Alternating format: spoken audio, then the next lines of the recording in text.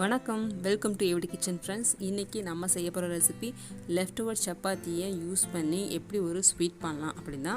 So ஒருவேளை morning பண்ண சப்பாத்தி இருக்குது அப்படின்னா அதை வேஸ்ட் பண்ணாமல் இம்மீடியட்டாக ஈவினிங்கே ஒரு சூப்பரான ஸ்வீட்டாக எப்படி மாற்றலாம் அப்படின்னு பார்க்கலாம் ஃப்ரெண்ட்ஸ். இந்த ரெசிபி உங்களுக்கு பிடிச்சிருந்தால் மட்டும் லைக் கொடுங்க, மறக்காமல் நம்ம சேனலை சப்ஸ்கிரைப் பண்ணிவிட்டு பக்கத்தில் இருக்க பெல்லைக்கை கிளிக் பண்ணுங்கள். ஓகே ஃப்ரெண்ட்ஸ், நான் இன்றைக்கி 3 சப்பாத்தியை பீஸாக பிச்சு போட்டுட்டு அதை ஒரு மிக்ஸி ஜாரில் போட்டு பவுடர் ஆக்கி எடுத்துக்கோங்க. ரொம்ப பவுடர் ஆகாது, ஓரளவுக்கு கோர்ஸாக தான் இருக்கும், பரவாயில்ல. இந்த ஸ்வீட் ரொம்ப நல்லா இருக்குங்க.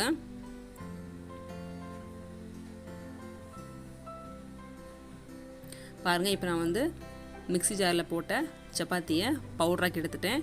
ஒரு மெஷர்மெண்ட்டுக்காக கப்பில் போட்டு மெஷர் பண்ணிக்கலாம். நீங்கள் தாராளமாக வீட்டில் இருக்க எந்த பவுலும் யூஸ் பண்ணலாம் மெஷர் பண்ணுறதுக்கு. அந்த பவுலையே ஃபுல் ரெசிபிக்கும் யூஸ் பண்ணிக்கோங்க, மற்ற இன்க்ரீடியன்ஸை மெஷர் பண்ணுறதுக்கு. எனக்கு இன்றைக்கி கரெக்டாக 1 கப் சப்பாத்தி பவுடர் கிடச்சிருக்கு. இப்போ கடாயில் அதே கப் அளவுக்கு 1 கப் தண்ணி ஆட் பண்ணிக்கிறேன், 1/2 கப் சுகர் ஆட் பண்ணிக்கிறேன். இது கூட 1 டீஸ்பூன் அளவுக்கு ஏலக்காய் தூள் ஆட் பண்ணிக்கோங்க. சர்க்கரை கரைஞ்சதுக்கு அப்புறமா இந்த சப்பாத்தி பவுடரை உள்ளே ஆட் பண்ணிடலாம்.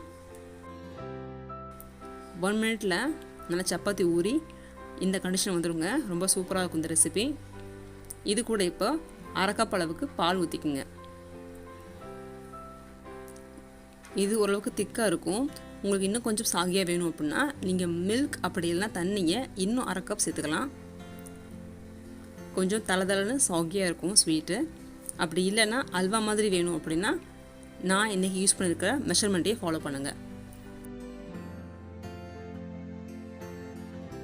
ஃபைனலாக இது கூட 2 டேபிள் ஸ்பூன் பட்டர் அப்படி இல்லைன்னா நெய் சேர்த்துக்குங்க. நான் இன்றைக்கி அளவாக தான் ஃபேட் யூஸ் பண்ணியிருக்கேன். இன்னும் கொஞ்சம் உங்களுக்கு ஃபேட் வேணும் அப்படின்னா நீங்கள் தாராளமாக இன்னும் 2 டேபிள் ஸ்பூன் கீ சேர்த்துக்கலாம். இப்போ ரெடி ஆயிடுச்சுங்க. நீங்கள் ஸ்டவ் ஆஃப் பண்ணிவிட்டு உங்களுக்கு பிடிச்ச மாதிரியான நட்ஸ் அண்ட் ட்ரை ஃப்ரூட்ஸை ரோஸ்ட் பண்ணி உள்ளே ஆட் பண்ணிக்கோங்க. ஓகே ஃப்ரெண்ட்ஸ், ரொம்ப சூப்பரான டேஸ்டியான அதுவும் ஹெல்த்தியான ரெசிபி தாங்க. நம்ம கோதுமை சப்பாத்தி யூஸ் பண்ணி இந்த ஸ்வீட் பண்ணியிருக்கோம், கூடவே மில்க்கும் ஆட் பண்ணியிருக்கோம். நீங்கள் தாராளமாக இதை குழந்தைகளுக்கு கொடுக்கலாம், நம்மளும் சாப்பிட்லாம். ஓகே ஃப்ரெண்ட்ஸ், இந்த ரெசிபி உங்களுக்கு பிடிச்சிருந்தா மறக்காமல் லைக் பண்ணுங்கள் ஃப்ரெண்ட்ஸ். Thank you so much.